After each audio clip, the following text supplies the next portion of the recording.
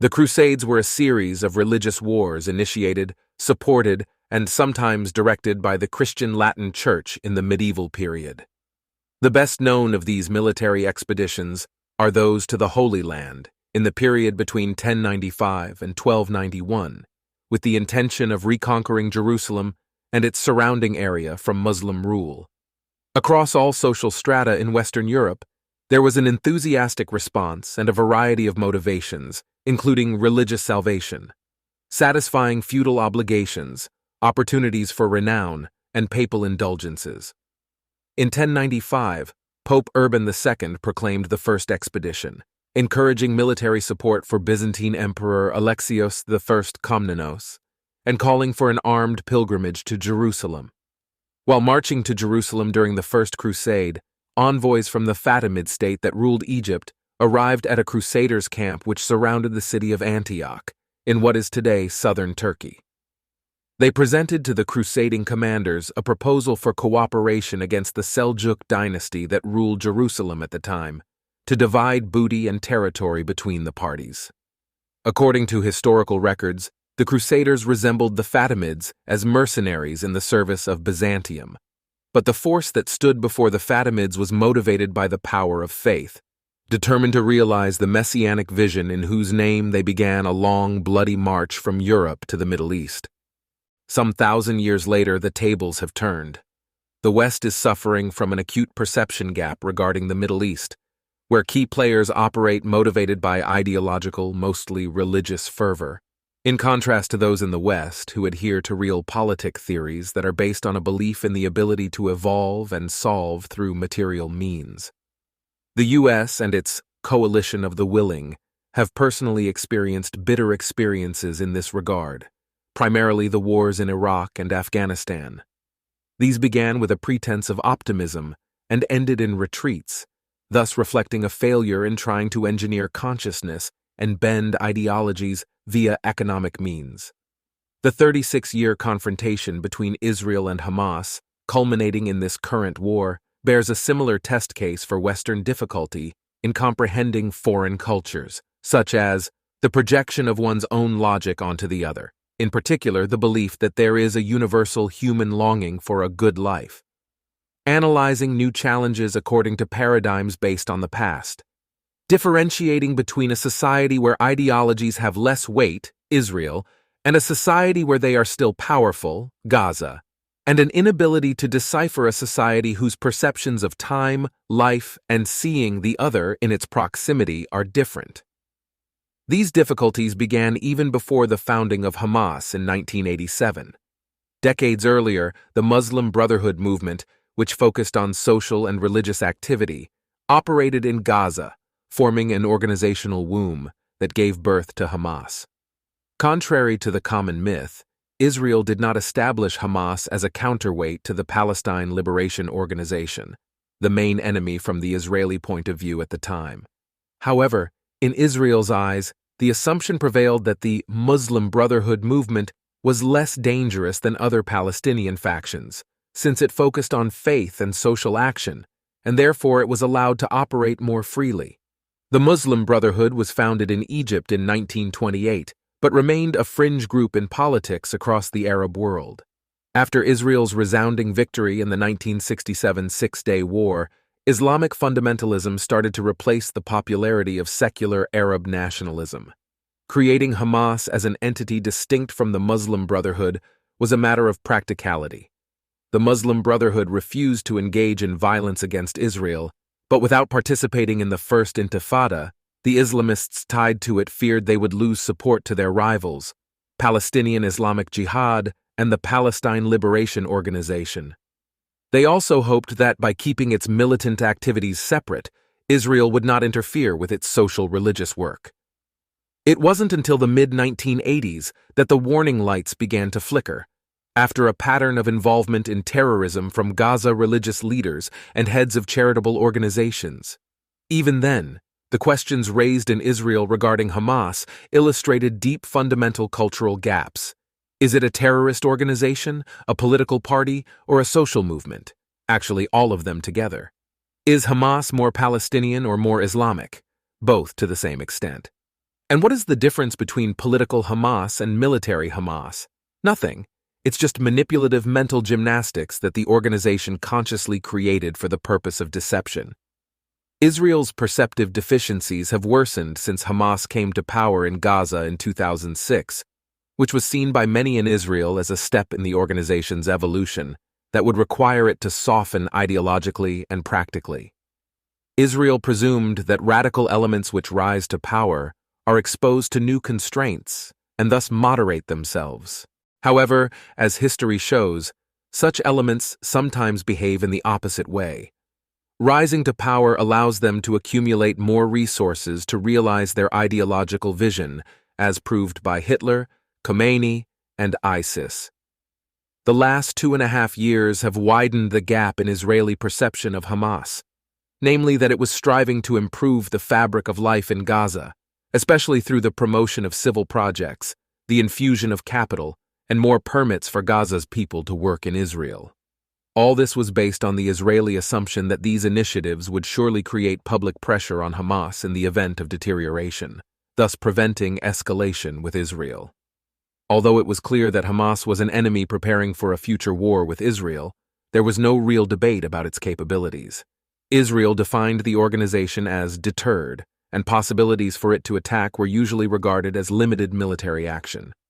In reality, many anomalies were revealed during the last 2.5 years, illustrating that Israel's observations were fundamentally misguided.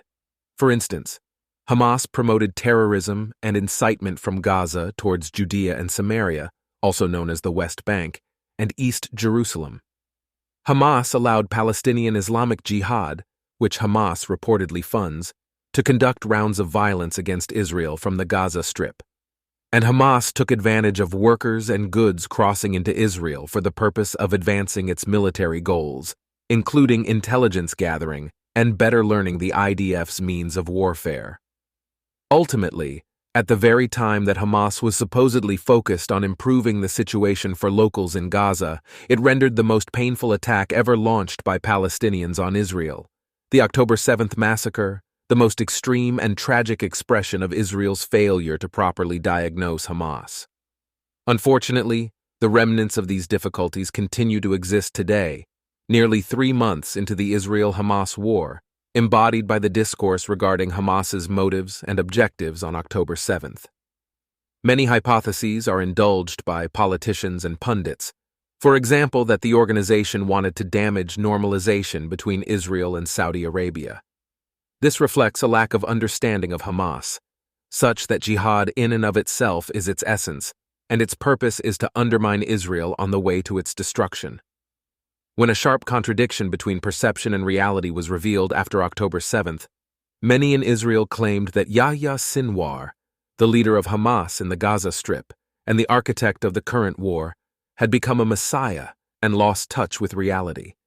Sinwar reportedly planned the attack for a decade, and it is the project of his life. Therefore, contemporary realpolitik considerations have marginal weight in the execution of his plan.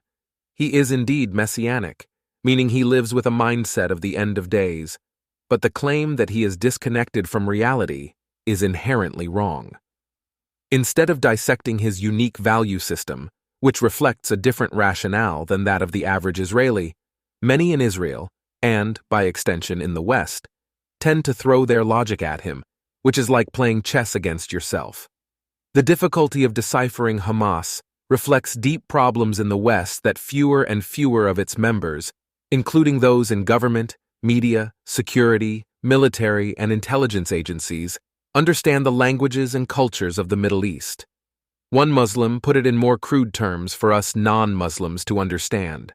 What motivates Hamas is the Quran, primarily. But the Quran is not everything. There is the Sunnah, the Prophet's life, what he said and did. One of the major battles the Prophet of Islam fought was Khaybar, which was against the Jews.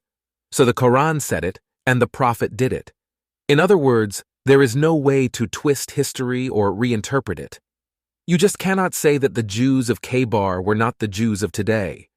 Islamists believe that the Quran and Sunnah are suitable for every place and time, and that history, loaded with ideology, continues to play over and over.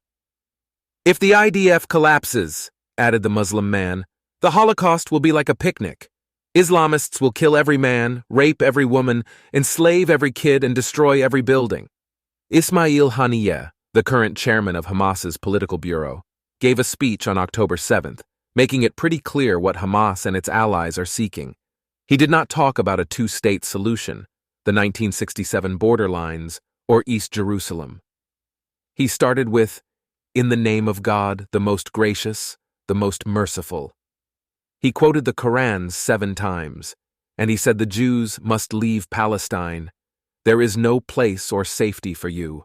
Hence why the ecstatic Jew killing on October 7th was accompanied by shouts of Allahu Akbar. Allah is the greatest, a victory cry of defiance and determination. Hamas is and has always been a jihadist organization that sees the existence of the State of Israel as an intolerable intrusion into the domain of Islam, and is committed to removing it by any means necessary. As the Hamas charter says loud and clear, Allah is its target, the Prophet is its model, the Quran its constitution. Jihad is its path, and death for the sake of Allah is the loftiest of its wishes. Sure, Hamas does not represent all Palestinians, let alone all Muslims, but its attacks on October 7th incited passions of many in the broader Arab and Muslim world, greatly strengthening the Islamist perception of the Arab-Israeli conflict as a Muslim-Jewish one. In pursuit of this goal, Hamas named its operation against Israel Al-Aqsa Flood, dedicating its murderous assault to Jerusalem's Al-Aqsa Mosque, the third holiest shrine in Islam. The West, meanwhile, sees the problem as political and territorial in nature. To some Palestinians, this is the case, but for Hamas, Palestinian Islamic Jihad, Hezbollah, their supporters, and their chief sponsor, the Islamic Republic of Iran, it is primarily religious, and at its heart is the annihilationist fantasy of ending the Jewish state by killing as many Jews as possible. Even Haniyeh thanked Iran's supreme leader for the funding and improvement of Hamas's missile program, and the Wall Street Journal referenced a meeting last April in Beirut between Ismail Khan, who is the head of the Iranian Quds Force, members of Hezbollah, and members of Hamas.